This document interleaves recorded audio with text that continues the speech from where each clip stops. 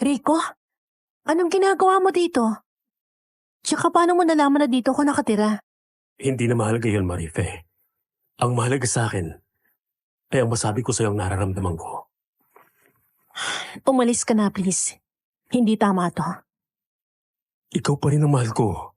Hindi nawala ang nararamdaman ko para sa'yo sa nakalipas na mga taon. At mula nung nagkita tayo ulit, hindi ka na nawala sa isip ko. Naririnig mo bang sarili mo? Ikakasal na kayo ni Amanda, na best friend ko. At baka nakakalimutan mo, magkakaanak na kayo. Hindi ko naman tatakbuhan ang responsibilidad ko sa bata eh. Magpapakaama pa rin ako. Pero hindi ko pwedeng basta nalang talikuran ang nararamdaman ko sa'yo. Ilang beses ko bang sasabihin sa'yo na hindi na kita mahal? Tapos na tayo matagal na. Nagkaintindihan na tayo, di ba? Hindi mo sasaktan si Amanda kagaya ng ginawa mo sa akin noon. Pero Umuwi ka na at huwag ka na babalik pa dito. Magkita na lang tayo ulit sa probinsya para sa kasal nyo.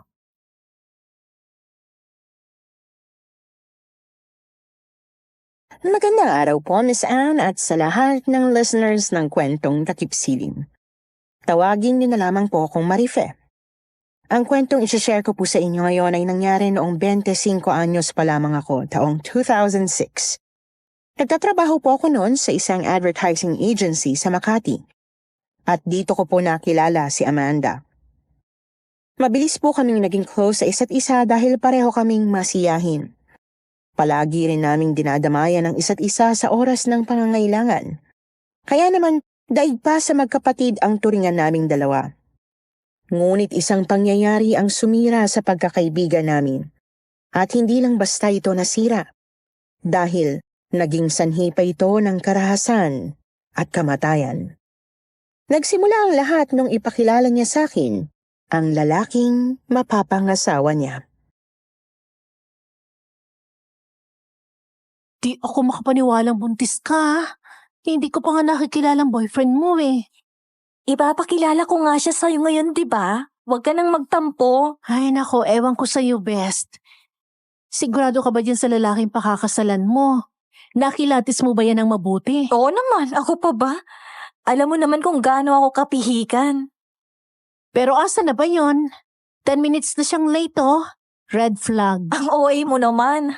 Alam mo namang traffic ngayon eh. babe, sorry. Nalate ako.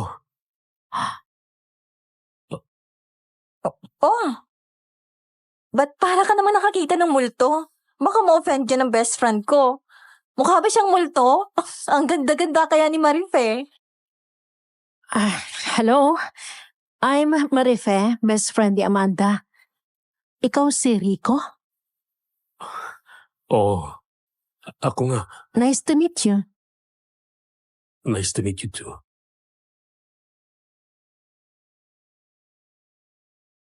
Hinding-hindi ko makakalimutan ang gabing yun. Dahil hindi ko inasahan na ang lalaking pakakasalan ng best friend ko ay ang lalaking minsan kong naging nobyo. Matagal din ang naging relasyon namin ni Rico nung college pa kami. Pero bago kami graduate, ay naghiwalay kami dahil nahuli ko siyang may ibang babae. Mula noon ay wala na akong narinig mula sa kanya. Hanggang sa nagkita kaming muli sa restaurant na yon. Magsi-CR muna ako Sandali lang ako. Bes, wag mo masyadong interviewin tong fiancé ko Baka matrauma sa'yo, kilala kita. Hindi bait-bait ko kaya. Sabi mo eh. Marife, Hindi pwedeng malaman ng best friend ko ang tungkol sa relasyon natin noon. Ikakasal na kayo at magkakaanak na rin kayo. Huwag natin gawing komplikado ang sitwasyon. so gusto mo umarte tayo? Na ngayon lang tayo nagkakilala? Oo. Dahil baka maapektuhan pa ang pagkakaibigan namin. Di niya naman na kailangang malaman na dati tayo magkasintahan. Marife naman. At mangako ka sa akin na hindi mo siya sasaktan. Sinaktan mo na ako noon. Kaya wag na wag mo tong gagawin sa kaibigan ko. Dahil magkakagulo talaga tayo. Ang tagal na nun, Marife. Pag-aawayan pa rin ba natin ang nangyari nun? Hindi. Tapos na yon. Sa totoo lang, matagal ko na tong binaon sa limot. At ang mahalaga na lang sa akin ngayon ay ang kasiyahan ni Amanda. Hindi ko siya sasaktan. I'm back! Oh, ba't parang pinagpapawisan na si Rico? Bes, ano bang ginawa mo sa kanya? Wala ikaw talaga. Sige na nga. Mag-dinner na tayo. Kanina pa ako nagugutom. Miss Anne, hindi ko inasahan na kukulitin pala ako ni Rico pagkatapos ng muli naming pagkikita. Lagi niya akong tinetext at tinatawagan kahit hindi ko naman siya pinapansin. Paulit-ulit niyang sinabi sa akin na mahal pa rin daw niya ako at handa niyang iwan si Amanda para sa akin. Pero wala na talaga akong nararamdaman para sa kanya. At kahit meron pa, hindi ko rin magagawang saktan si Amanda. Kaya naman kinlaro ko kay Rico na tapos na kami at hindi na ako makikipagbalikan sa kanya kahit anong mangyari.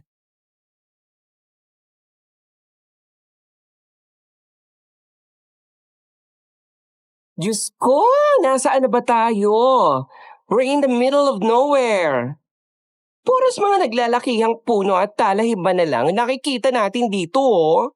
Ang ate mo, Justin, Totoo naman ang sinasabi ko, ha? Hindi mo ba nakikita ang lugar na to? Kaloka! Hindi man lang tayo na-brief ni Amanda na ganito pala kaliblib ang lugar nila dito sa Surigao. Nabanggit niya sa akin na malayo raw ang lugar nila, pero di ko lang in-expect na ganito pala kaliblib ang lugar na to. Bakit kasi hindi na lang sila sa Maynila nagpakasal? Pwede namang doon na lang. Ang daming magagandang simbahan doon. Pwede rin namang beach wedding o garden wedding na lang. Kahit tulungan ko pa silang mag-organize. Pala desisyon ka, te. Gusto nga ni Amanda na kompleto ang buong pamilya niya sa kasal nila, kaya nagdesisyon sila dito na gawin. May nakikita akong nakapark na tricycle sa unahan. Halika, puntahan natin. Di ba? Kailangan pa nating sumakay ng tricycle para makarating sa bahay nila. Oo, tara. Pumunta tayo doon.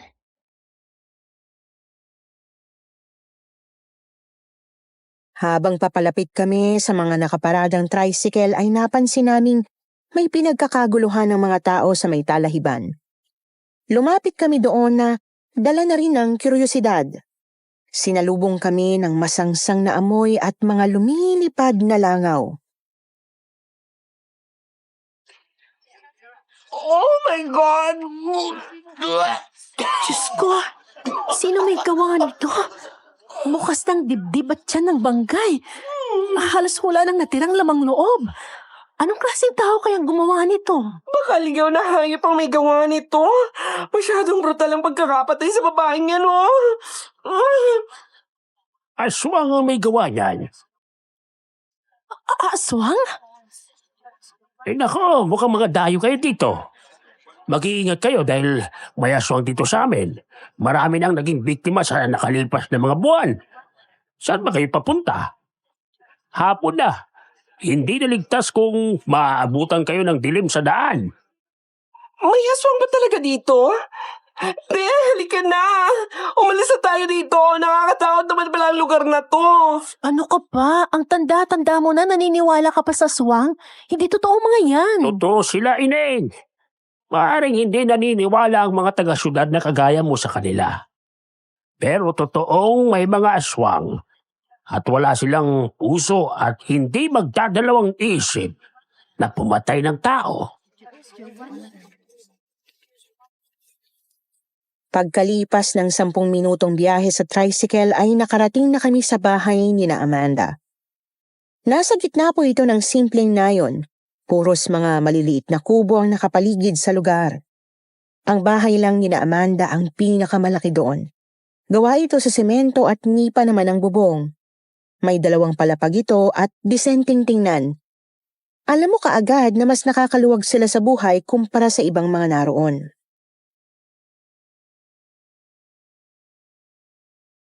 Nakakaloka ka, Amanda. Hindi mo naman sinabi sa amin na ganito pala kaliblib ang lugar ninyo. Parang setting ng isang horror film. Alam mo, ikaw ang OA mo. Ikakasal na nga ako, ang dami mo pang arte. Yan na nga kanina ko pa sinasabi sa kanya eh. Hindi maubusan ng reklamo tong si Justin. Anak, dalhin mo ng mga kaibigan mo dito. Naghanda na ako ng makakain. Narinig niyo yon? Sibugan na. Perfect! Kanina pa kumakalamang sikmura ako. Pumasok kami sa bahay nila at dumiretso sa kusina. Nakalapag na sa mesa ang napakaraming pagkain. May nilagang manok, mga gulay at tinolang isda. Lahat ng ito ay hinanda ng nanay ni Amanda para sa amin na si Aling Celia.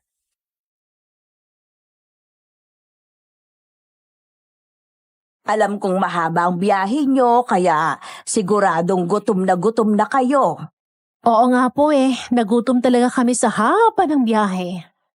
Ang sabi ng anak ko kumuha raw kayo ng kwarto sa bayan na siyang tutulugan nyo bukas. Ay opo, pagkatapos ng kasal bukas kailangan na naming bumiyahe pabalik sa bayan.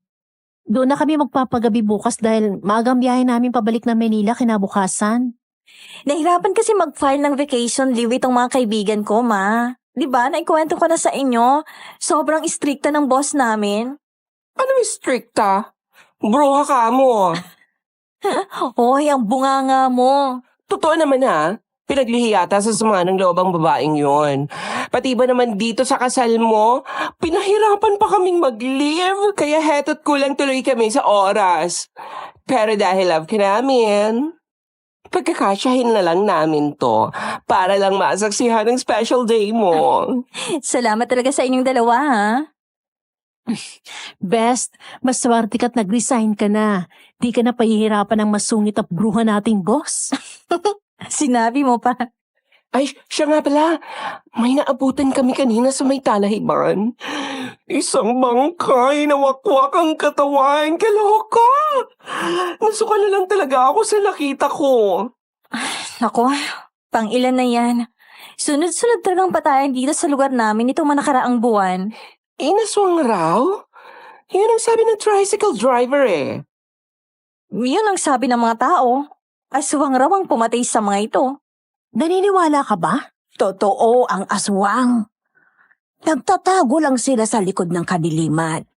Naghahanap ng tiyempo para umatake. May mga aswang po ba talaga dito sa inyo? Oo. Kaya magdoble ingat kayo. Lalo na't mga dayo kayo.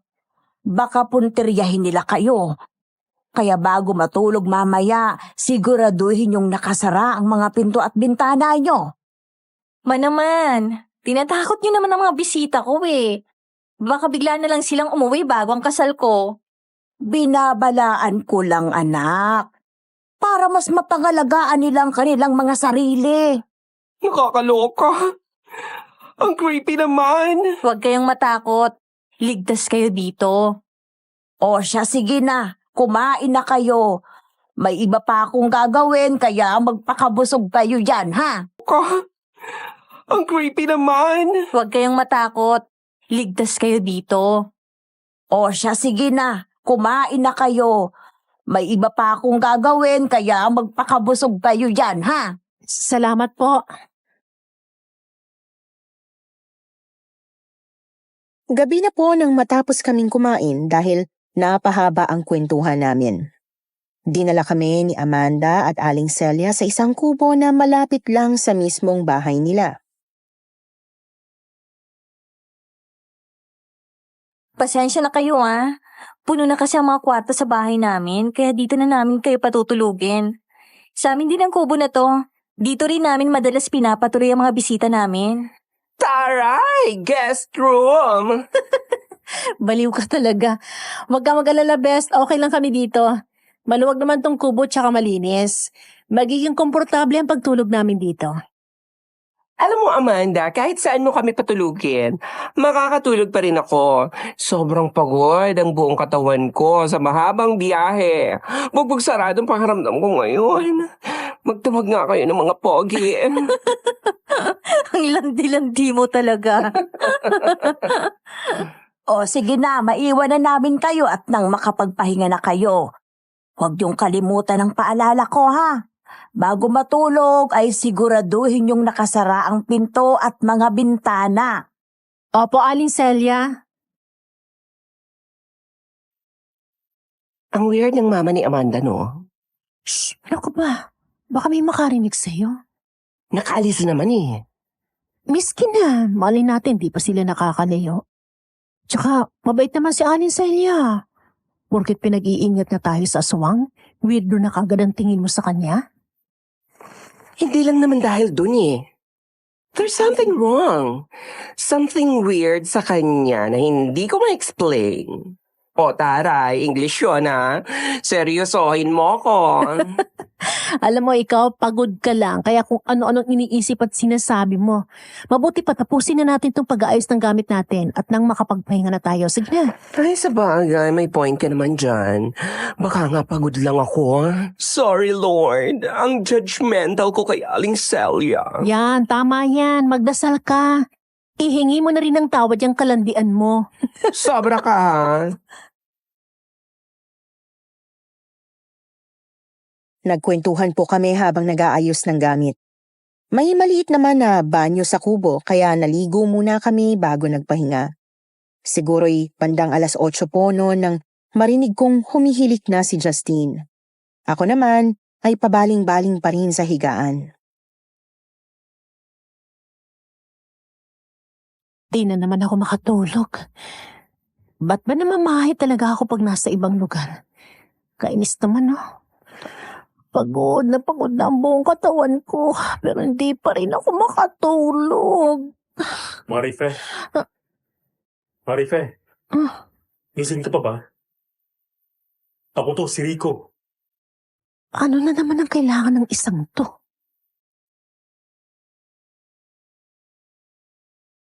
Hindi na sana ako sasagot dahil ayoko siyang kausapin pero sobrang kulit talaga niya at hindi siya tumigil sa pagtawag sa akin. Nag-alala ko na baka pati si Justine ay magising. Alam kong gising ka pa. Naririnig kong pagkilos mo. Marife, please. Lumabas ka muna. Mag-usap tayo. Ba't ba ayaw talagang tumigil ang gagong to?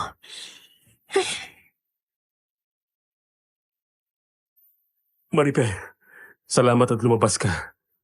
Gusto lang kita makausap. Ano bang ginagawa mo dito? Ba't hindi ka pa natutulog? Maaga ka pang gigising bukas para sa kasal. Handa akong umatras sa kasal. Nahihibang ka na ba? Hindi ko kayang lukuhin ang sarili ko. At si Amanda. Hindi naman talaga siyang mahal ko eh. Hindi ako magiging rason para umatras ka sa kasal. Umayos ka nga. Magkakaanak na kayo. Isa pa, handa na ang lahat para sa kasal niyo bukas. Gumastos na kayo. Nag-effort na rin ang pamilya ni Amanda. Sabihin mo lang na wag akong tumuloy sa kasal. Hindi talaga ako tutuloy. Makipagbalikan ka lang sa akin. Pangako, hindi ko pa rin pababayaan ang magiging anak namin ni Amanda. Magpapakaama pa rin ako sa bata. Pero anong magagawa ko? Ikaw pa rin talagang mahal ko eh. Nahihibang ka na. Ano yun? Ginala namin ang aming paningin sa paligid at namilog po ang mga mata ko sa aking nakita. Isang nakapangingilabot na nilalang ang umaaligid sa bahay ni na Amanda. Matalim ang mga mata nito. Matutulis ang mga kuko at kulay putik ang balat. Lumingon siya sa atin. Nakita niya yata tayo. Tumatakbo siya palapit sa atin. Rico! Rico, tumakbo na tayo! Bilisan mo! Umalis ka ditong halimaw ka! Bago pa man nakalapit sa amin ang aswang ay napahinto na ito. Bigla kasing dumating ang isang matandang lalaki na may dalang buntot ng pagi. Ginamit nito yon upang latiguhin ang aswang. Nakakamangha ang kanyang lakas at liksi kahit na mukhang nasa 60 anyos na siya. Ubanin na rin po ang matanda pero matikas pa rin ang kanyang pangangatawan. At ang mas nagpamangha sa akin ay hindi siya natatamaan ng aswang. Hindi mo ako matatalo. Dito ka ba talaga sa nayo namin mag-aasik ng lagim, ha? Tignan natin kung hanggang saan nagtapang mo. Sinabuyan niya ng asin ang halimaw dahilan para matakot ito. Para kasing naluluto ang katawan nito sa bawat pagkakataong masasabuyan ito ng asin. Sa huli ay sumuko na ang aswang at nagmamadaling tumakbo patungo sa madilim na kakahuyan. Sino yung tumulong sa atin? Grabe, ang lakas niya. Si Mang Mando, ang tatay ni Amanda. Ayos lang ba kayong dalawa? Opo, Itay. Lintik na aswang nyo. Dito pa talaga mambibiktima. Akala siguro niya ay makakaligtas siya sa akin. Salamat po sa pagligtas niyo sa amin. Tay, narinig namin na may kaguluhan dito. Anong nangyari? May aswang. Muntik nang sugurin itong kaibigan mo at ang mapapangasawa mo. Ano? Ayaw talagang tumigil ng mga halimaw na yon. Bakit nandito kayo sa labas? Malalim ng gabi ah. Nagpapahangin lang ako kanina kasi hindi ako makatulog. Tapos lumabas din si Rico kaya nagkwentuhan muna kami tungkol sa kasal niyo bukas. Bakit lumabas pa kayo kahit alam niyong delikado? Pinagsabihan ko na kayo, di ba? Pasensya na po. Huwag mo na silang pagalitan. Sigurado kung natatakot pa sila hanggang ngayon. O sige na, pumasok na kayo sa bahay. Gabi na. Magpahinga na tayong lahat at maaga pa tayo bukas. Kinabukasan ay maaga kaming nagising. Pagkalabas namin ng kubo ay sumalubong sa amin ang napakaraming tao na naghahanda para sa kasal. Ang taray! Bayanihan! Ito talagang gusto ko sa probinsya dahil tulong-tulong ang mga tao. Ang laki siguro ng gastos nila dito, no? Kita mo naman, oh. May mga nag-iihaw ng manok, kambing at baka. Ang dami nito! Marami sigurong bisita. Teka, ano yun? Altar? So, dito gaganapin ang kasal? Hindi ko alam. Napatingin kami sa ginawang altar sa mismong harap ng bahay ni na Amanda. May mga likhang sining na nakaukit sa pader ng altar, tila mga anito at espiritong nagmamasid. Napapaligiran ng altar ng mga bato at mga halamang ligaw. May mga kandila namang nakatayo sa paligid nito. Pero ang pinakaumagaw ng pansin namin ay ang malaking bungo na nakapatong sa altar at napapalibutan ng mga butil ng bigas. Ano ba yan? Kinikilabutan ako sa bungo na yan. Parang nakatingin sa akin. Hinaan mo ang boses mo, baka may makarinig sa'yo. Eh bakit naman kasi may bungo na nakalagay sa altar? Hindi kaya mga miyembro sila ng kulto? Ano ka pa? Kung ano-ano na lang iniisip mo. Eh, paano mo i-explain yung... Gising na pala kayo. Halina kayo dito. Best, ba't may altar dito? Dito gaganapin ang kasal namin mamaya. Hindi pala sa simbahan? Ah, hindi. Tradisyonal na kasalan na magaganap mamaya. Base ito sa paniniwala at tradisyon ng aming tribo. Ganun ba? Marife, mabutit gising ka na. Halika na. Aayusan ka na namin kasama ang iba pang bridesmaid. Sige na, Bes. Sumunod ka na kay nanay. Sige. Pumasok kami sa bahay nila at dumiretso sa isang kwarto kung saan naroon ang iba pang bridesmaids. Good morning. Wala ni isa sa kanila ang bumati sa akin. Tinitigan lang nila ako kaya hindi ko tuloy na iwasang makaramdam ng pagkailang. Sinubukan ko na lang na wag silang pansinin. Tinawag naman ako ni Aling Celia at siya mismo ang nag-ayos sa akin. Ang pinasuot niya sa akin ay isang mahabang damit na tinatawag daw nilang namal. Ang namal ay gawa sa malambot na tela mula sa hibla ng mga lokal na puno.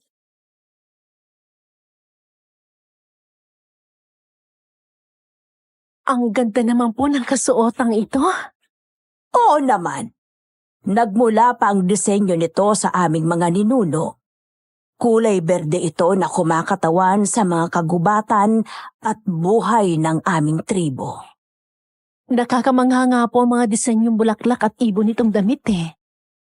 Ito, ipapasuot ko rin sa iyo ang kwintas na to na gawa sa maliliit na buto at makukulay na lamang dagat. Ang mga ito ay simbolo ng aming mga ninuno at nagbibigay ng proteksyon at lakas sa mga babaeng kasama sa seremonya. Ang bawat piraso ng kwintas ay may kanya-kanyang kwento na ipinamana mula sa iba't ibang henerasyon. Isang karangalan po na maisuot ko ito. At itong pulseras naman na isusuot ko sa iyo ay gawa sa tindig at pilak. Ito ay hindi lamang alahas kundi isa ring simbolo ng yaman at kasaganaan ng aming tribo.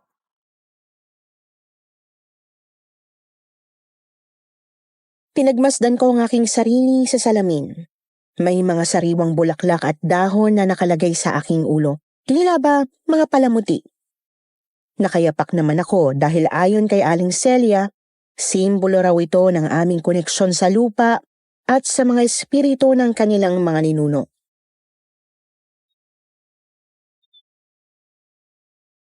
Natapos na ba kayo magayos? Oo, tapos na. Sige na, ikaw na ang bahala sa kanila. Mang Mando, bakit po puno ng dugo ang dala niyong lalagyan? Mamargahan ko ang inyong mga bilang parte ng ritual. Po? Bakit po? Alam mo bang pambabasto sa aming kultura ang pag-question mo sa aming mga pamamaraan? Ay, pasensya na po. Kahit nagtataka ay wala naman akong nagawa, kundi hayaan sila. Nanlamig ang aking mga kamay ng markahan ni Mang Mando ng ekis ang aming noo gamit ang dugo raw ng manok. Gusto ko sana siyang tanungin kung bakit ekis ang nilagay niyang marka pero pinilit ko na lang ang sarili kong manahimik dahil baka sabihin naman ni Aling Celia na binabastos ko ang tribo nila. Sana matapos sa tong kasal na to. Ang weird nila. Di na magandang pakiramdam ko dito. Buong nayon po nilang dumalo sa kasal kaya sobrang dami ng tao sa paligid. Nag-abot ang paningin namin ni Rico at nakita ko sa mukha niya na hindi siya masaya sa mga nangyayari. Kaya naman ako na mismo ang nag-iwas ng tingin. Anong problema ni Rico? Kasal nila, pero para siyang pinagsakluban ng langit at lupa. Baka maingay. Nandiyan na si Amanda. Aba, ang ganda ng bruwa. Ayaw pakabog.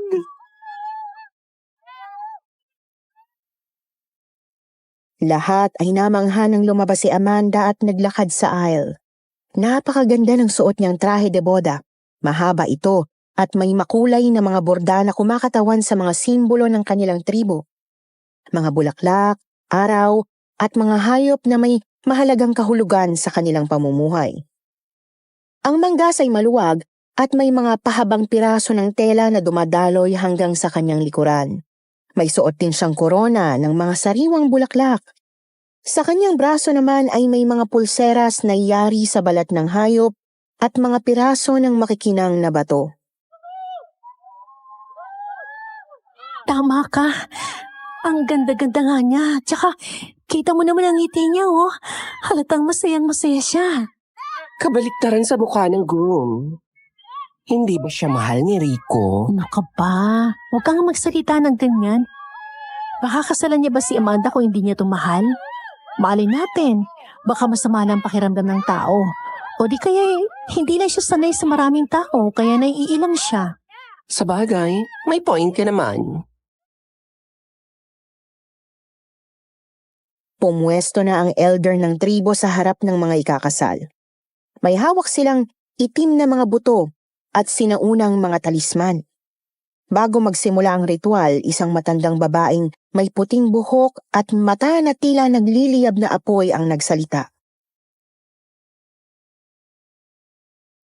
Ano raw? Hindi ko gets ang sinasabi niya. Di ko rin maintindihan eh. Baka dialekto ng tribo nila. Siguro. Hayaan na natin. Seremonya naman nila to eh. Kainan lang naman ang hinihintay ko. Matagal pa ba? Tumahimik ka nga dyan. Habang umuusad ang seremonyas ay nagsimulang umawit ang mga miyembro ng tribo ng isang awiting sumasalamin sa kanilang tradisyon. Hindi ko po maipaliwanag ang melody ng kinakanta nila pero nakakapangilabot po itong pakinggan. Sa huli ay nagdala sila ng mga hayop, isang itim na tupa at isang puting ibon. Ang mga hayop na ito ay iaalay daw nila sa mga spirito bilang tanda ng kanilang pagtanggap at katapatan. Diyos ko, papatayin ba talaga nila yun sa harap natin? Kagaya ng sinabi ni Justine, pinatay nga nila ang tupa sa aming harapan. Habang ang puting ibon naman ay pinakawalan nila bilang simbolo ng pag-asa at bagong simula. Sa pagtatapos ng seremonyas, naghalikan sina Amanda at Rico na sinabayan naman ng nakakabinging hiyawan at palakpakan ng mga tao. Sa wakas, kasal na rin sila. Oo nga po eh. Nakakatuwa. Talaga ba? Po? Wala. Sige, maiwan ko muna kayo. Pupunta lang ako sa kusina para tumulong sa paghahanda ng mga pagkain. Pagkatapos ng kasal ay kaagad na sinimulan ang reception. Nakakamangha na kahit sobrang dami ng tao ay sobra-sobra pa rin ang pagkain at inuming inihanda nila. Ang lahat ay nagkakasiyahan. May mga nagkukwentuhan, nagtatawanan at meron pang mga nagkakantahan at umiinom ng lambanog.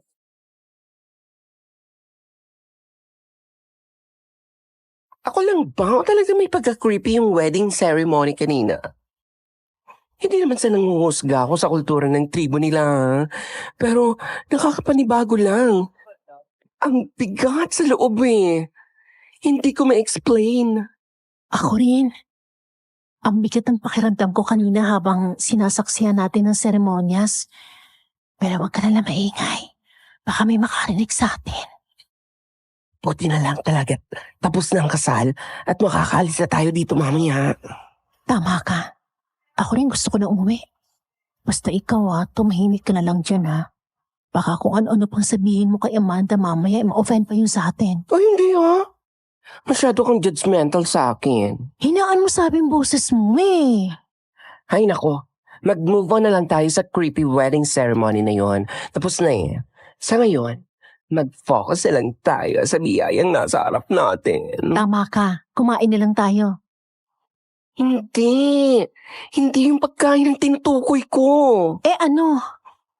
Hindi kundi sino. Palihim niyang itinuro sa akin ng isang lalaking mag-isang nakaupo sa hindi kalayuan. Tahimik lang itong kumakain at nginingitian ang mga dumadaan sa harap niya. Hindi na ako nagtaka na nakuha nito ang atensyon ng kaibigan ko. Matangkad ang lalaki, matipuno ang pangangatawan, may pagkatisoy, makapalang kilay, matangos ang ilong at nangungusap ang mga mata. Kahit kailan ka talaga. Ay, Te, hindi ba parang out of place ang kagwapuan niya rito? Para siyang modelo na naligaw sa liblib ng baryong ito. Yung ganyang klase ng lalaking type ko eh. Tahimik, loner, may pagka-mysterious. remind lang kita Kaka-break yun lang na ex-jowa mo 2 weeks ago. Oh, ano ngayon? Ano bang dapat kong gawin? Magpakalugmok sa kalungkutan? Ang swerte naman niya. Hindi lalandi ulit ako. Ewan ko sa'yo, bahala ka sa buhay mo. Halika, Samahan mo ko. Lapitan natin. Ano? Ayoko nga. Kakahiya. Dali na. Ang arte mo naman. Kala mo naman kung sino ka maganda. Oy, Suportahan mo na ako. Sa huli ay wala na akong nagawa kundi pagbigyan siya. Literal na hinila niya talaga ako palapit doon sa gwapong lalaking gusto niya. Kaagad itong kinausap ni Justine at dito namin nalaman na Felix pala ang pangalan ng lalaki. Nagpakilala din kaming dalawa sa kanya. Family friend daw pala nila ang pamilya ni na Amanda. Dahil lang ako dito. Taga-Cebu talaga ako. Nagbakasyon lang ako dito para sa nalalapit na birthday ng lola ko. Ay, mapagmahal sa lola. Plus 100 pogi points ka sa akin, Felix. Hindi dapat ako pupunta dito eh. Pero bigla kasing sumama ang pakiramdam ni lola. At walang iba sa pamilya namin ang makakadalo dito. Kaya ang sabi ni lola, ako na lang daw. Baka raw kasi magtampo yung pamilya ng bride pag walang dumalo sa pamilya namin. I'm sure maiintindihan naman nila. Mabait ang pamilya ni na Amanda. Correct. Medyo weird. Pero overall, mabait naman. Yung bibig mo, bakla. Uy, joke lang yun ah. Palabiro ka pala. Oo, bukod sa kagandahan, kabutihan, at katalinuhan, pambato ko rin talaga ang sense of humor ko. Pagpasensya mo na tong kaibigan ko ha. Hindi pa kasi to nakakainom ng maintenance niya eh. Harsh. Masaya ang naging kwentuhan namin lalo pat nakikisabay din si Felix sa biruan. Magaan ang loob ko sa kanya at naramdaman kong mabuti siyang tao. Pagkalipas ng ilang minutong kwentuhan, ay saglit muna akong nagpaalam sa kanila para magbanyo. Pero bago pa man ako makabalik sa mesa namin ay nakasalubong ko si Amanda. Sinama niya ako sa kwarto niya para magpatulong na mag-retouch ng makeup.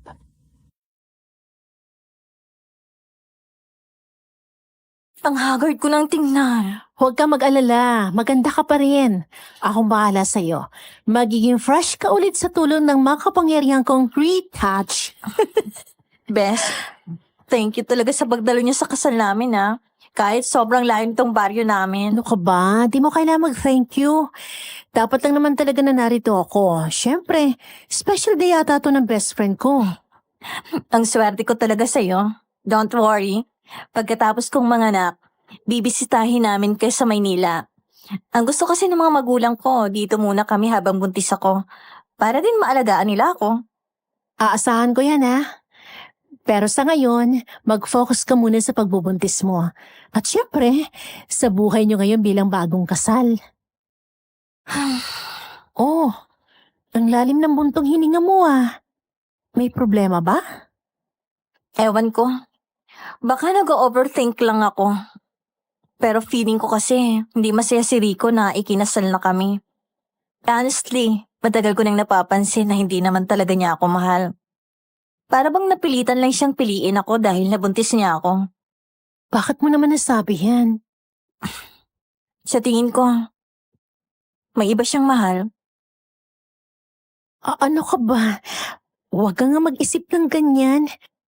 Huwag ka magpapa-stress sa mga ganyang bagay. Di yan makakabuti sa pagbubuntis mo. Isang beses kasi, habang magkatabi kaming natutulog, nagising ako. Kasi narinig ko siya nagsasalita habang tulog. Anong sinabi niya? Ang sabi niya, balikan mo na ako, ikaw talagang mahal ko.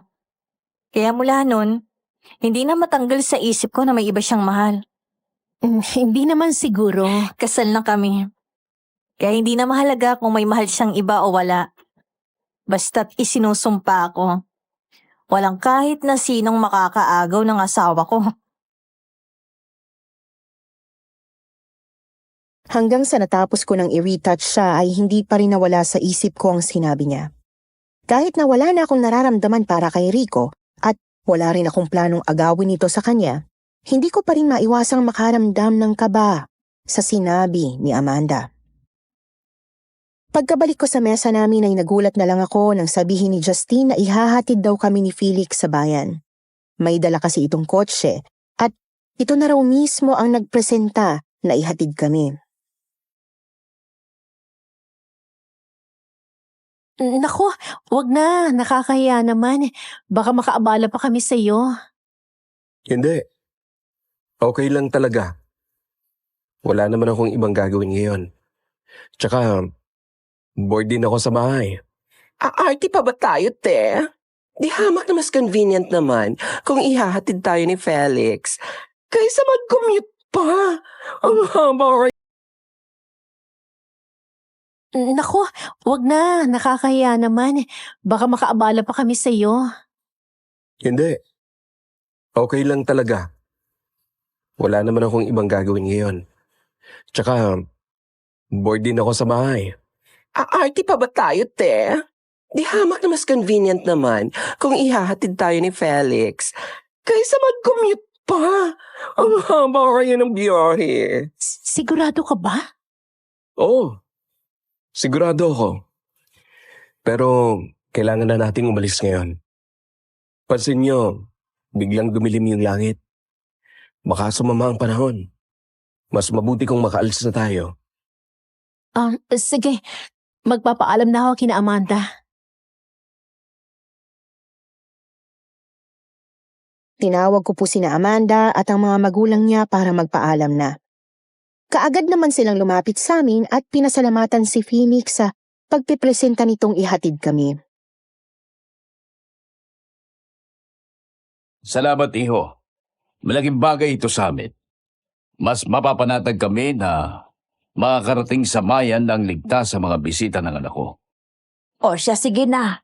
Umalis na kayo. Baka maabutan pa kayo ng masamang panahon sa daan.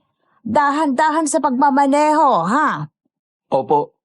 Salamat ulit ha, Felix, Bess, Justin. Thank you talaga sa pagpunta nyo dito ha. Ingat kayo sa pag-uwi.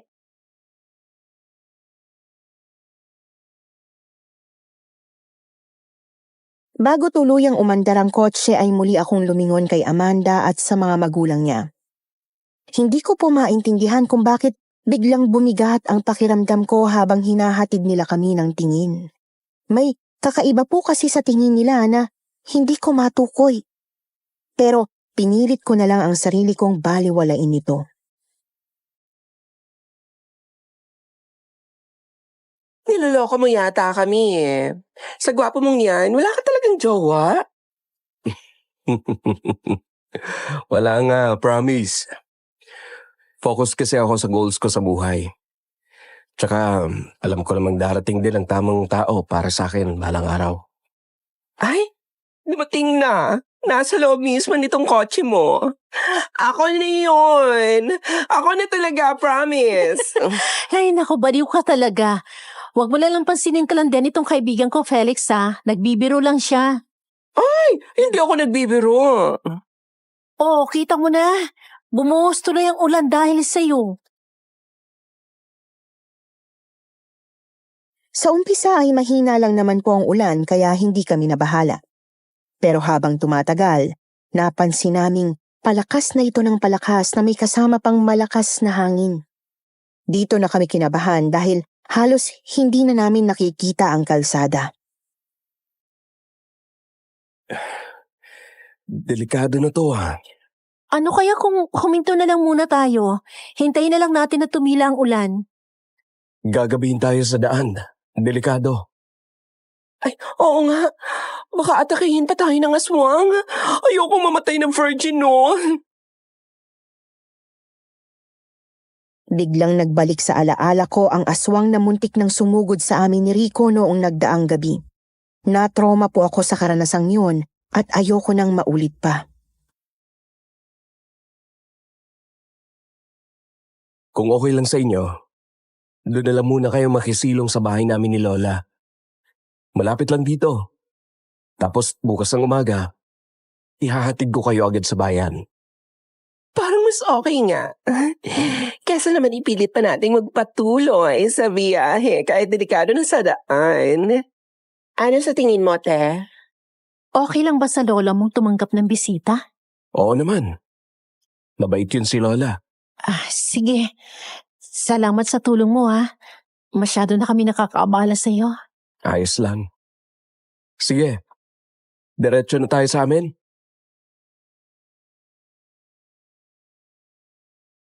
Pagkalipas lang po ng 5 minuto ay nakarating na kami sa bahay ni na Felix.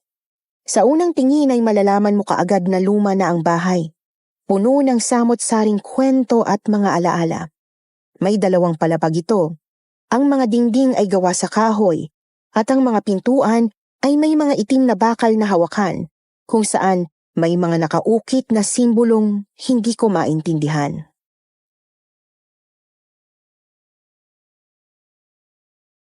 But parang haunted house. Shh! Namahimik ka nga. Nakakaya kay Felix. Tayo na nga ito nakikisilong eh. Pasensya na kayo ha. Luma na talaga itong bahay ni Lola. Pero komportable pa rin naman itong tirahan. Nako, okay lang. Huwag mo kami alalahanin. Pumasok na kami sa bahay at sa unang palapag ay agad mong mapapansin ang malawak na sala na may malaking bintana. Sa gitna ng silid ay isang lumang sofa na natatakpan ng makulay na banig. At sa isang sulok naman ay may lumang vase na puno ng mga tuyong bulaklak. Sa tabi naman ng sala ay merong isang kusina na may mahahabang countertop na gawa sa marmol. Ang mga cabinet dito ay puno ng mga lumang pinggan at kubyertos.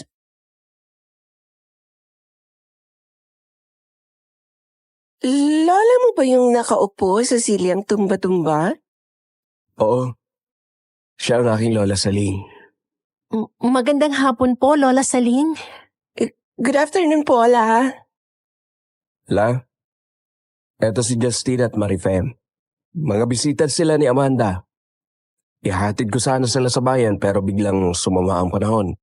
Kaya ang sabi ko, dito na muna sila makisilong. Oo naman, walang problema.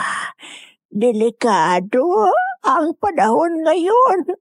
Kaya tama lang na pinagpaliban niyo muna ang pagbiyahe. Sige na, apo. Ihatid mo na sila sa kwarto nila. Salamat po.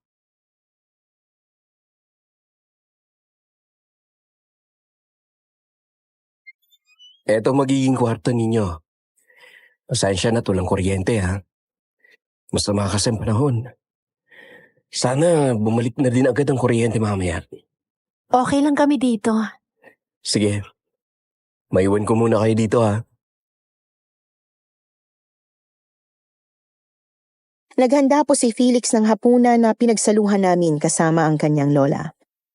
Tahimik lamang ito habang kumakain kami. Halos si Felix at Justine lang ang nagsasalita. Noong oras na yun kasi ay hindi na talaga maganda ang pakiramdam ko. Ayoko mag-isip ng masama pero hindi ko mapigilang isipin na parang may mali sa lugar na tinutuluyan namin. Pagkatapos kumain ay bumalik na agad kami ni Justine sa kwarto para magpahinga. Ewan ko pa. Parang may mali talaga sa lugar na to eh. Alam ko nakikisilong lang tayo. Wala tayong karapatang magreklamo kasi tinulungan na nga tayo ni Felix eh. Pero Sinabi ko naman sa'yo kanina eh. Parang haunted house ang bahay na to. Ang creepy. Pero wala naman siguro mangyayaring masama sa atin dito, no? Mukha namang mabait si Felix. I'm sure, hindi niya tayo pababayaan. sa bagay. Teka, ano yun? May mga kakaibang kaluskos sa labas ng bahay. Hindi kaya may aswang sa labas? Hindi naman siguro. Baka hangin lang yon. Masama ang panahon eh. Paano naman naging hangin yun? Imposible. Huwag na nga lang natin takutin mga sarili natin. Hindi tayo pwedeng magpakakampante. Teka lang, pupuntahan ko si Felix. Sige. Diyos ko, kabayan niyo po kami. Nagtaka po ako nang lumipas ng 5 minuto at hindi pa rin bumabalik si Justine. Hindi naman ganun kalayo ang kwarto ni Felix para matagalan siya. Tumayo ako at susundan na sana siya nang biglang, Tulong! Tulungan mo ako! Justin! Justin, anong nangyayari sa'yo? May aswang! Papatayin ako ng aswang!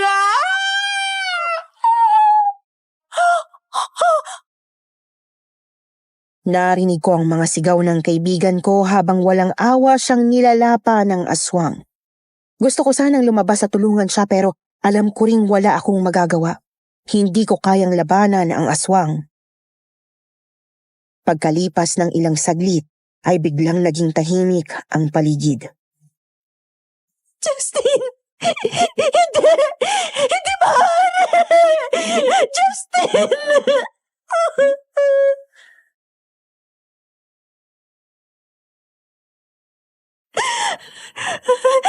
Sino yan? Marife, ako to, si Felix. Felix? Si Justin? Hindi ko na ituloy ang sasabihin ko dahil nakita ko ang bangkay ni Justine sa mismong labas ng pinto. Dilat ang kanyang mga mata, naliligo sa sariling dugo at bukas na rin ang kanyang tiyan kung saan makikita ang natitirang laman loob niya. Diyos ko! Justin! Pinasok tayo ng aswang. Halika na. Kailangan na nating umalis. Ano? Pero paano naman ang katawan ni Justin? Baka pwedeng iligpit naman natin ng maayos.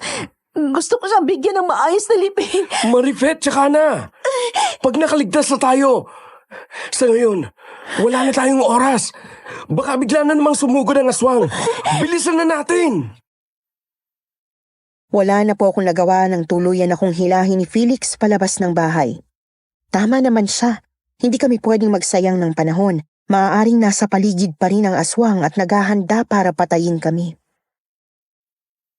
Sumakay ka na, bilis!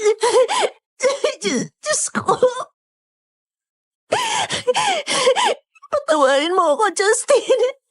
Wala ako nagawa para iligtas ka. Sigurado akong hindi ka niya sinisisi sa pagkamatay niya. Napakahirap ng sitwasyon kanina. Wala ka naman talagang magagawa para tulungan siya. Teka, yung lola mo, si Lola Saling, paano siya, ba't natin siya iniwan? Hindi nakasagot si Felix. Napansin kong humigpit ang pagkakahawak niya sa manibela at nakatutok ang buong atensyon niya sa kalsada. Mabuti na lang at umaambon na lang noon, kaya hindi na siya nahirapan sa pagmamaneho.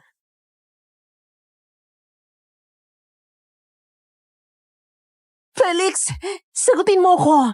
Bakit natin iniwan si Lola Saling? May kailangan kang malaman. Ano yun? Ang aswang na pumatay kay Justin. At si Lola Saling ay iisa. Ano? Hindi ko inaasahan na magiging namin ang pagdating ng tiyahin ko na siyang tatanggap ng pagkaswang ni Lola. Pagkatapos nun, ay mamamahinga na si Lola Saling. Mahinang-mahina na kasi ang kanyang katawan at marami na rin siyang sakit. Matagal na niyang sinasabi sa amin na gusto niya nang mamatay. Kaya hindi ko talaga inaasahan ang nangyari kanina. Alam mo ng aswang ang lola mo, pero hinayaan mo pa rin kami makisilong sa bahay niyo? Patawarin mo ako, Marife. Maniwala ka. Hindi ko sinasadyang umabot ang lahat sa ganito. Para mo na rin kami ginawang alay sa lola mo, aswang. Alam mo ba yon? Felix, pinagkatiwalaan ka namin. Akala namin mabuti kang tao. Patawarin mo ako, Marife. Hindi ko talaga sinasadya ang nangyari. Ano yun? Bakit may napakalaking itim na ibon na sumusunod sa atin? Aswang! Ano? Aswang lang ang maaaring maging ganyang kalaking ibon. Sa tingin ko, sinusundan tayo ni Lola Saling. Anong gagawin natin? Baka pwede mo siyang pakiusapan. Apo ka niya. Sigurado ko makikinig siya sa'yo. Imposible na yan. Pag nagiging aswang siya, Kinakain na ng kadiliman ng kanyang buong pagkatao na hindi niya na ako nakikilala ngayon. Ibig sabihin, posibleng patayin ka rin niya? Oo, Teka, ba't parang familiar sa akin ang daan na to, ha? Hindi naman to papuntang bayan. hindi nga.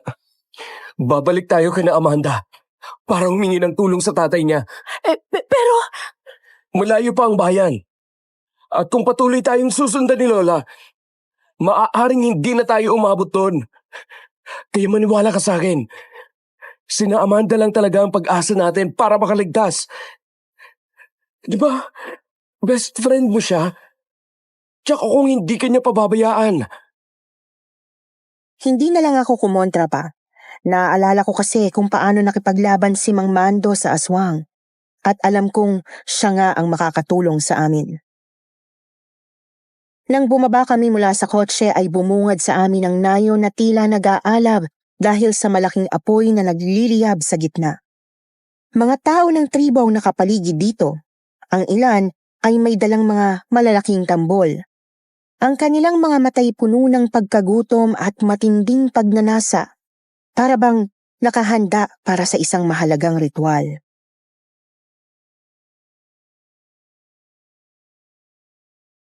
anong ginagawa nila? Bakit may malaking apoy dito? Tsaka, bakit nandito silang lahat sa labas? Hinihintay talaga nila ang pagbabalik mo. Ano? Hindi kita maintindihan. Nakatayo si Amanda sa harap ng apoy. Ang kanyang buhok ay bumabagsak sa kanyang balikat habang kapansin-pansin naman ang hawak niyang bungo. Naaalala ko na parang ito rin ang bungo na nasa altar nung kasal nila. Samantala, nasa tabi naman niya si Aling Celia na nakatitig sa akin pero hindi ko mabasa ang ekspresyon. Amanda! Best! Tulungan mo kami! Hinahabol kami ng aswang! Si Justin! Wala na siya! Pinatay ng aswang! Hindi po ako sinagot ni Amanda. Nanatili lang siyang nakatitig sa akin na para bang walang narinig. Ang mga tao naman sa paligid ay tahimik din. Anong problema? Best, naririnig mo ba ako? Alicelia, ba't parang wala sa sariling kaibigan ko?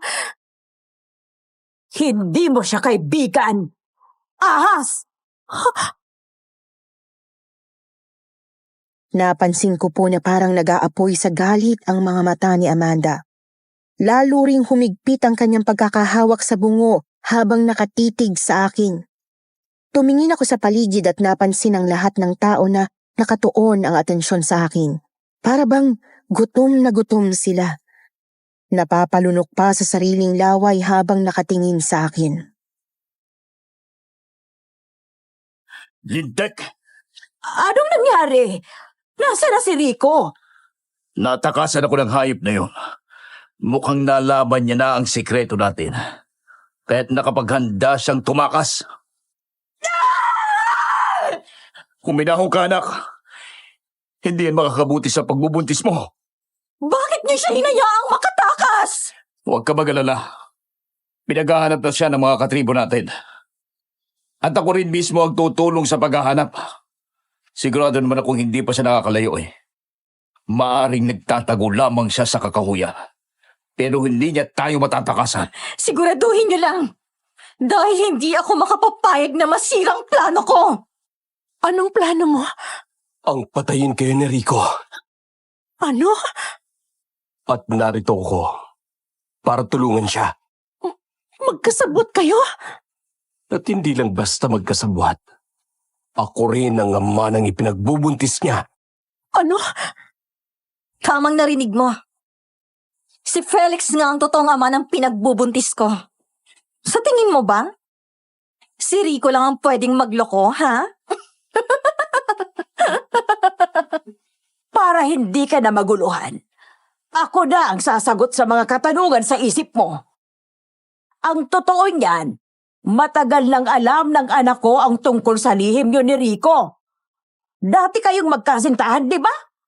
Pero hanggang ngayon, ikaw pa rin ang mahal ni Rico. Handa pa nga siyang umatras sa kasal basta bumalik ka lang sa kanya. Paano niyo to nalaman? Makapangyarihan ng aming tribo, Ining. Wala kang maitatagong sikreto sa amin. Isang simpleng ritual lang ang kailangan naming gawin para malaman ang katotohanan. Amanda, hindi ko na sinabi sa'yo nakaraan namin ni Rico dahil matagal na kami tapos. Wala na yon. At kahit gusto niya makipagbalikan sa akin, ilang beses ko sinabi sa kanya na wala na ako nararamdaman para sa kanya. At hindi ko kaya saktan ka. Alam ko din naman yan. Pero ewan ko ba? Hindi matanggap ng loob ko na may ibang babae siyang mahal. At talagang matalik na kaibigan ko pa. Pero niloko mo rin siya. May lihim na relasyon kayo ni Felix. At nagbunga pa ito. Matagal na kaming may relasyon ni Felix. Magkababata kami. Tapos muli nagtagpo ang landas namin sa Maynila. Malungkot ako nun. Ramdam ko kasi na parang hindi naman ako mahal ng nobyo ko. Ni hindi ko pa nga siya ipinapakilala sa'yo nun eh. Matagal ko nang nararamdaman na hindi niya ako mahal. Bakit hindi ka nakipaghiwalay sa kanya? Yan din ang sinabi ko sa kanya. Pero imbes na makipaghiwalay, pinagpapatay niya ang lahat ng ibang babae ni Rico. Ano? Pinatay niya? Nagpakatanga ako. Hindi ko matanggap na may isang lalaki na hindi kayang suklian ang pagmamahal ko. Hanggang sa napagod na rin ako. Kaya nagdesisyon akong tanggalin na siya sa buhay ko. Mas pinili ko si Felix, ang aking kababata, na totoong nagmamahal sa akin. Pero ibang kaibigan mo eh. Hindi siya pwedeng basta-basta magparaya nang hindi nakakaganti. Kaya humingi siya ng tulong sa akin at sa kanyang mga magulang para patayin kayo. Pero bakit yung pinatay si Justin? Sa akin kayo galit, di ba? Sabihin na lang natin na nadamay lang siya. Malas siya. Naging kaibigan ka niya. Hayop ka. Kaibigan mo rin yun. Sa tingin mo, may pakialam pa ako? Ang mahalaga lang sa akin ngayon ay ang paghihigante. Itinuring kitang matalik na kaibigan, Marife. Pero anong ginawa mong ahas ka? Huwag mo akong tatawaging ahas dahil kahit kailan hindi kita trinidor. Siguro nga, bali na inilihim ko sa iyong tungkol sa nakaraan namin ni Rico. Pero inagaw ko ba siya sa'yo? Hindi naman, di ba? Dahil bukod sa hindi ko na siya mahal, ayoko saktan ka. Ang mahalaga sa akin ay ang kasiyahan mo. Tumahimik ka! Hindi mo ako magdadala sa mga drama mo. Tuloy ang plano ko. Sa gabing ito, pareho kayong mamamatay ng hayop kong asawa. Alam ko hindi ka masamang tao. Huwag mo tong gawin, please. Hindi ako masamang tao? Paano yun? Hindi naman ako tao. Hindi kami mga ordinaryong tao. Laking gulat ko po nang makita ko ang pagbabago ng anyo nilang lahat. Naging kulay putik ang kanilang mga balat. Tumalim ang mga mata nila at humaba ang mga kuko. Napansin ko rin na tumutulo ang kanilang mga lawa na parabang gutom na gutom. Aswang? Mga aswang kayo? Napapaligiran ka namin ngayon at hindi mo kami matatakasan. Mamaya-maya lang. Sinubukan kong manlaban pero hindi ko siya napigilan. Amanda! Tama na, please! Nasasaktan ako! Tuluyan kaming nakapasok sa bahay nila at dinala niya ako sa isang silid na nasa pinakadulo ng bahay. Amanda! Ano ginagawa natin dito? Ba't mo ko dinala sa kwartong ito? Dumapo ang aking mga mata sa paligid ng kwarto. Saradong-sarado ito. Wala ni isang bintana. Kaya alam kong kahit na magawa ko siyang labanan, wala pa rin akong pwedeng daanan para tumakas. Dito sa kwartong to, tatapusin ko ang buhay mo! Huminga ako ng malalim at pinilit na tapangan ang aking sarili. Hindi ako maaaring magpadala sa takot ko. Sinabi ko sa sarili ko na kung mamamatay man ako, sisiguraduhin kong mamamatay ako ng may laban. Sakto naman na may nakita akong isang piraso ng matulis na bakal sa sulok ng kwarto. Bago pa man niya ito mapansin, kaagad na akong kumilos para kunin ang bakal. Hindi ko hahayaang magwagi ang porsa ng kadiliman. Alam ko mas malakas ka sa akin, wala akong kalaban-laban sa'yo. Pero susubukan ko pa rin. Hangal! Sa tingin mo ba'y mapapalo mo talaga ako? Dahan-dahan akong lumapit sa kanya, dala pa rin ang matulis na bakal. Pero mabilis na kumilos ang kanyang mga kamay at sinubukan niya akong sugurin. Tumalon siya sa aking direksyon at mas nakita ko ang kanyang mga matang nag-aapoy sa galit. Sigurado ka bang gusto mong lumaban, ha, Marife? Oo, Amanda. Dahil isa kang halimaw. At kung kinakailangan, handa akong kalimutan ang ating pagkakaibigan. Total, sa tingin ko hindi mo naman talaga ako itinuri na kaibigan kahit kailan. Sa gitna ng pagsusumikap niyang makalapit sa akin, ay nagkaroon na rin ako ng pagkakataong atakihin siya gamit ang matulis na bakal. Natamaan ko po ang kanyang kaliwang braso at nagtamo siya ng malaking sugat doon. Hayop ka! Patawarin mo ako, pero kailangan kitang labanan. Tila mas lalong umigting ang galit niya sa akin dahil sa ginawa ko. Hinarap niya ako at nakita kong nakahanda na ang kanyang matatalim na kuko para sugurin ako. Hinanda ko naman ang aking sarili para sa lakas niya. Huminga ako ng malalim. Pagkatapos ay muli akong umatake. Mas mabilis, mas mabangis. Sa mga oras na yon ay binaliwala ko na ang aking takot at nagtapang-tapangan na lamang upang iligtas ang aking sarili. Sa pangalawa kong pag-atake ay hindi na ako nagtagumpay. Sa isang iglap ay tila ba dumoble ang lakas ng kalaban kong haswang. Sobrang bilis ng kilos niya at hindi ko na malayang nasa harapan ko na pala siya at tinangka niyang kalmutin ang aking mukha. Tumutugo ang pisi ko. Hindi ako pwede tumigil sa paglaban. Daplis lang to. Kailangan mas tapangan ko po ang sarili ko. Siniko niya ako at natamaan ako sa mukha dahilan para bumagsak ako sa sahig. Waliw ka! Kung sa tingin mo'y magagawa mo akong talunin! Sa mga sandaling yun, ay biglang bumalik sa alaala ko ang masaya naming pagsasama. Hindi ko inasahan na sa ganito pala hahantong ang pagkakaibigan namin. Ngunit hindi ko siya hinayaang magtagumpay. Naramdaman ko ang sigla sa bawat ugat ng aking katawan. Patuloy akong bumangon na punong-puno ng determinasyon. Sige, Marife! Ipakita mo sa akin ang lahat ng iyong makakaya! Wala akong kaalaman sa pakikipaglaban, pero sa panahong yun ay nanaig ang kagustuhan kong mabuhay at makaligtas. Kaya ibinuhos ko ng lahat ng lakas na meron ako para labanan siya. Patuloy siya sa pag-atake sa akin habang ako naman ay nagsisikap na umiwas sa kanya. Hindi rin ako tumigil na subukang atakihin siya gamit ang dala kong sandata. Pero hindi ko na siya muling natamaan pa. Tiwan mo ako! Ano ba? Amanda, tama na! Nasasaktan ako! Ang laki-laki na ng sugat sa mukha at braso ko! Wala na akong panahon para makipaglaro sa'yo. Itigil na natin ang palabas na to. Tapusin na natin! Halimaw ka, Amanda!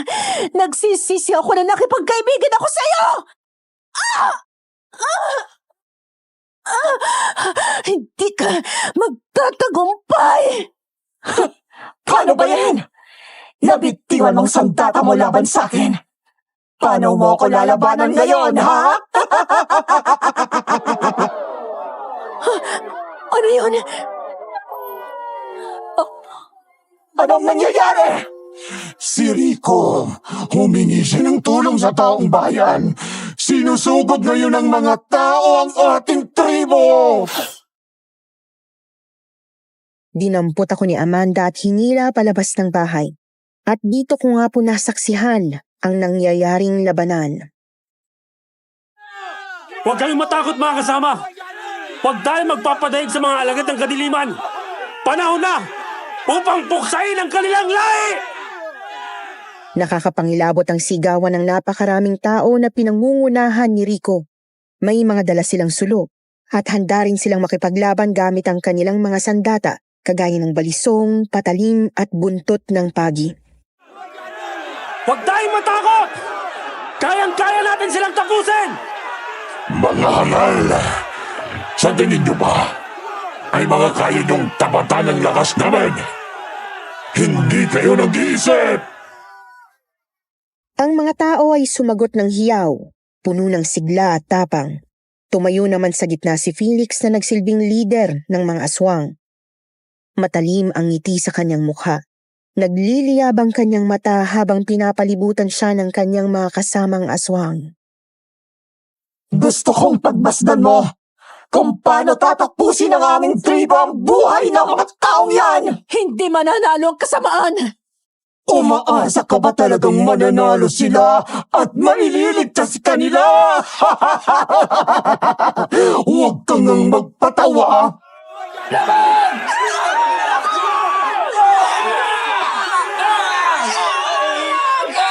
Patayin ang mga aswang! Usap! Mas mabuti bang magsiuwian na lang kayo? Walang sino man sa inyo ang makakaligtas sa amin! Lumapit si Rico kay Felix. Ang kanyang kanang kamay ay mahigpit na hawak ang isang itim na balaraw. Humugot siya ng malalim na hininga. Marahil ay hinahanda ang sarili sa pakikipaglaban. Hindi kami uuwi ng walang laban! Handa kami! Mga kasama! Sugod!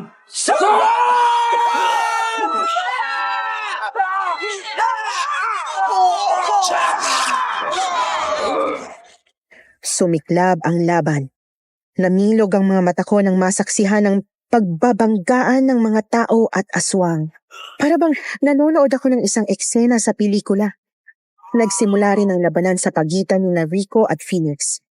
Nung nasa college kami, ay naalala kong may kaalaman sa martial arts at paggamit ng armas si Rico, pero hindi ko inasahang mahusay pala siyang makipaglaban. Sa bawat hakbang ay pinakita niya ang kanyang husay sa pamamagitan ng mabilis na paggalaw. Mga hangal na mortal! Sinasayang lang nila ang kanilang oras! Ang akala siguro nila'y makakalabas ba sila rito ng buhay? Hayaan natin silang mawala ng buhay! Mas mabuti nga yun! Pwede nating pagpiestahan ang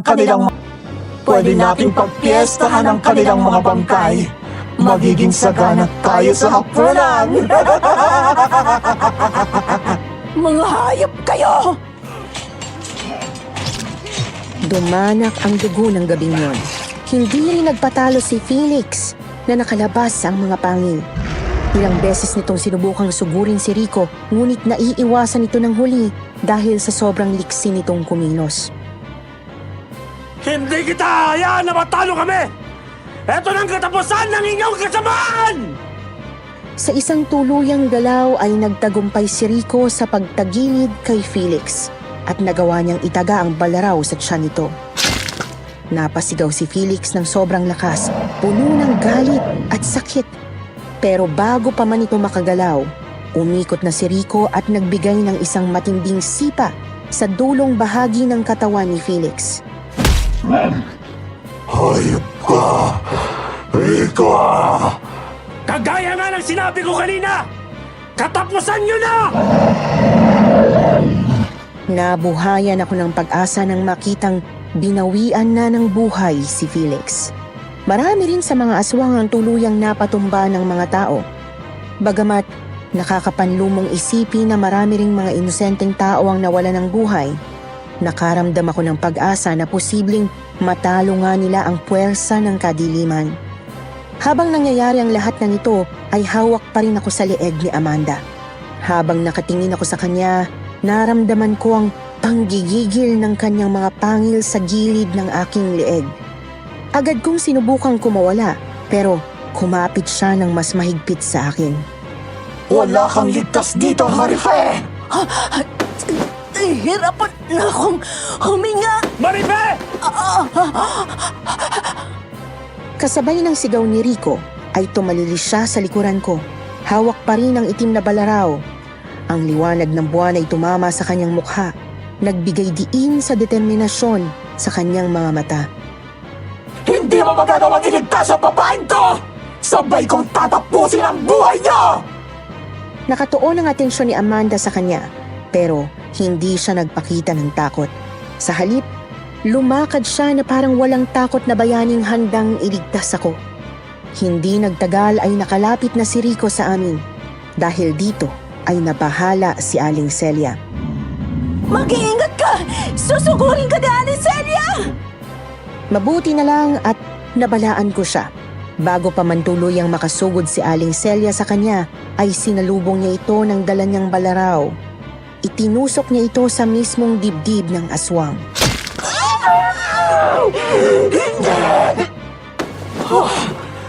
Hayop ka, Rico! Pinaslang mo ang aking ina!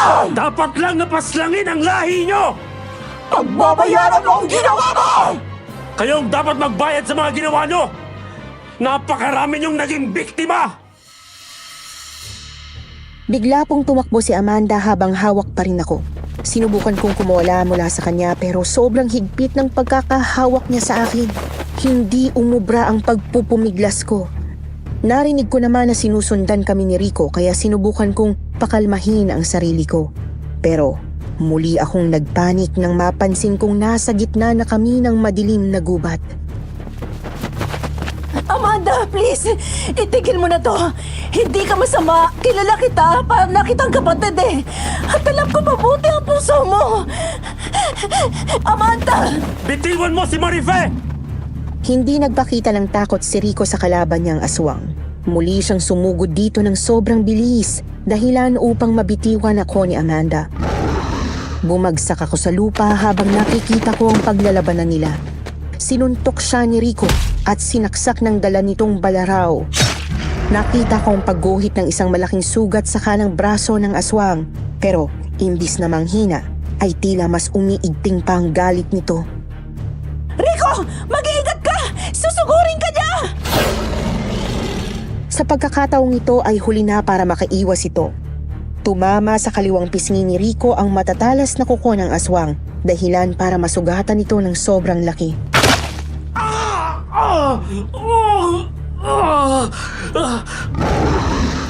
Hindi pa rin nagpatalo si Rico sa kabila nito. Pareho silang determinadong lumaban. Muli nilang inatake ang isa't isa. Namayani ang amoy ng dugo na kumakalat sa paligid. Hindi ka mananalo laban sa akin! Tanggapin mo na lang ang pagkatalo mo, Amanda! Hinang-hina ka na. Wala ka na rin mga kalahi na makakatulong sa'yo. Dahil unti-unti na silang inuubos ng taong bayan! Amanda, please, tama na. Umalis ka na lang. Tumakbo ka sa malayo. Huwag ka na magpakita pang muli. Iligtas mo ang sarili mo. Hindi, Marife! Hindi siya maaaring tumakas. Dahil hindi ko siya hahayaan. Pagbabayarin ko siya! Kaibigan ko pa rin siya. Sa kabila ng mga ginawa niya sa akin. Halimaw ang kaibigan mo. Habang nag-uusap kami ay kinuha ni Amanda ang pagkakataong yon upang sumugod. Pero ang hindi niya alam ay nakatuon pa rin ang atensyon ni Rico sa kanya.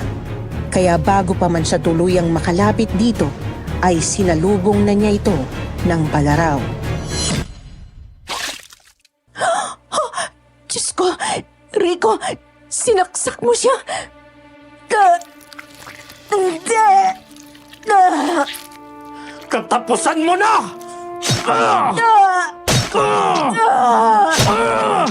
Ito pa! Para ito sa lahat ng inosenteng buhay na kinuha ng inyong angkan! Tama Para rin ito sa panluloko niyo sa amin! Tama na, Rico. Tama na. Tama na. Wala na siyang buhay. Tama na.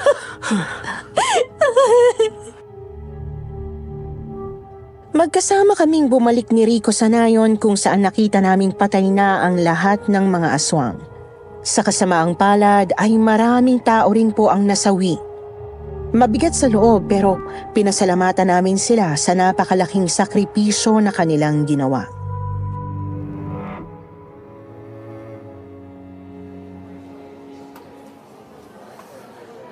Sa wakas, nakabalik na rin tayo dito sa Maynila. Oo nga eh. Nakakalungkot lang na hindi ko nakasama si Justin. Oo nga pala. Paano mo to ipaliliwanag sa pamilya niya?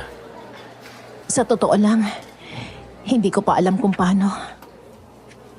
Hindi naman kasi ako siguradong paniniwalaan nila tungkol sa aswang. Pero sisikapin ko ipaliwanag sa kanilang lahat. Hindi ito magiging madali pero kakayanin ko. Alam kong makakaya mo yan. Ang dami mo na kayang mahihirap na bagay na pinagdaanan. Salamat. Just wish me luck. O paano? Ito na ba yung napag-usapan natin sa barko? Oo, Rico. Mas mabuti kung ito na maging huli natin pagkikita at pag-uusap. Tanggap ko na, Marife. Tanggap ko lang tapos na talaga tayo. Pasensya ka na kung ngayon ko lang ito na-realized. Umabot patuloy sa... Huwag na lang natin pag-usapan. Nangyari nang nangyari. Tama ka.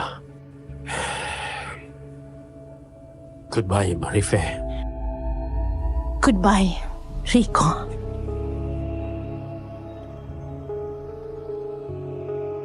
Hindi po naging madali ang mga sumunod na pangyayari sa buhay ko.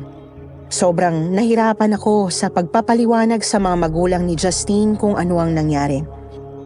Hindi ko na lamang po idedetalye ang lahat dahil ibang kwento naman po ito. Naging sobrang hirap din po ng road to recovery ko dahil hindi madaling mag-heal sa trauma mula dun sa naranasan ko. Inilapit ko ang aking sarili sa Panginoon at itinuon din ang atensyon ko sa aking career. Sa kasalukuyan po ay may asawa na ako at isang anak. Pareho kaming self-employed ng aking asawa at may maliit na negosyo na rin po kami. Siya nga po ang nag-encourage sa akin na i-share ang karanasan kong ito sa inyong YouTube channel. Sana po yung nagustuhan nyo ang aking kwento. Thank you and God bless.